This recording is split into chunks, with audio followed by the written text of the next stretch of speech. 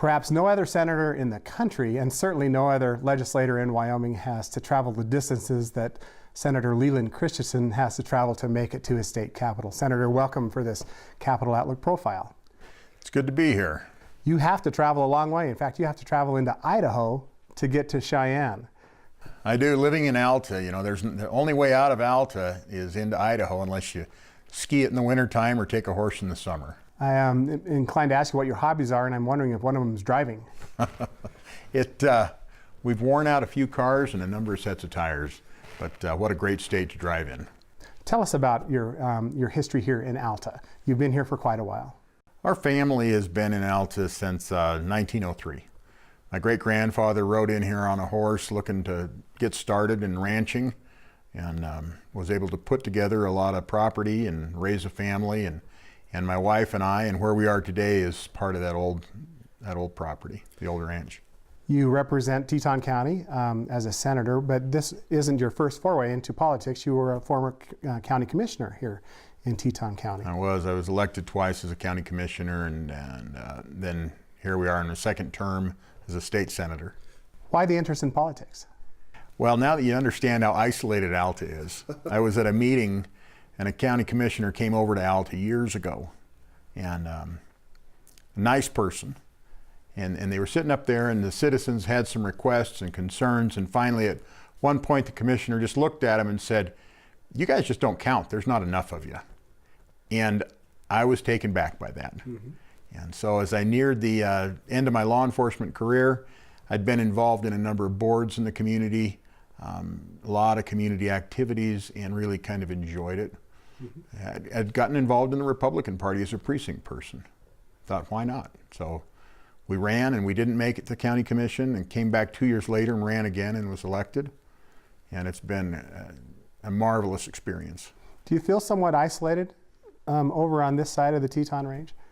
In a good way. Mm-hmm. In a good way. When you come home to Alta, everything else kind of settles down. And so it is a little bit of a refuge. It's nice to get over the mountain. It's quiet. We don't have the traffic, the neighbors.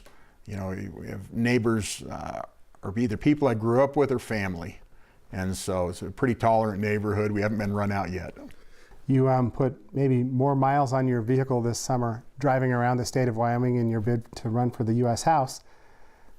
Reflect on that experience for just a little bit. You know, we saw a lot of highway. We saw a lot of people, a lot of towns, and two of my sons started with me as soon as they were available for the end of school, and I think we put on about 60,000 miles, and it was just amazing. The people in Wyoming, you know, I'd been at it about a month, and I realized if a person doesn't love Wyoming even more, in spite of the miles, you've got to be crazy. People were so nice and hospitable and generous with their time and their resources, and just warm and welcoming.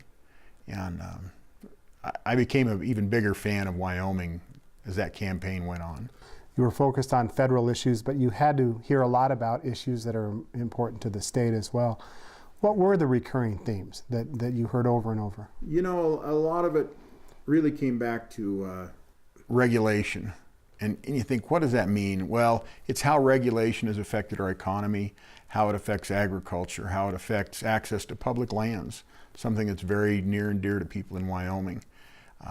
How it had impacted our coal mines, you know, from the permitting process on through. And so really, it was a lot about regulation. One of the things that made the news for a while, and it picked up some national news, was Andy Johnson down there in Bridger Valley, where he built a very nice little stock pond. Took a stream that was about 1 foot to 2 feet wide, put in a dam with a head gate system on it, and created not only a bunch of wetland, but a really nice little pond that was being used he said he had moose down there, the waterfowl. But in the course of that, he got sideways with the federal government. Wyoming, he'd done everything he needed to.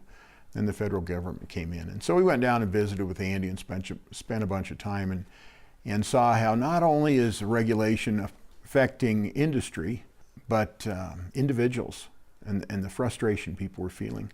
And so it really made me sensitive and kind of reflected. I reflected on my time as a county commissioner and as a legislator on how careful we need to be that when we talk about legislative action and bills and regulations and law, to make sure that we're really looking at the big picture and that this is something that needs to be fixed as opposed to a good idea that also has some unintended consequences. You know, we're going to have to be careful. We're going to have to be careful. We're still blessed. We still have a savings account. And there are a lot of different ideas about how to use that money. But we're not out of the woods yet as far as stabilizing our state economy and finding out where our new normal is. And it'll be a little while with the new president and to see what our national economy looks like. And so I think for right now, Wyoming and this legislature still needs to be very conservative and very careful.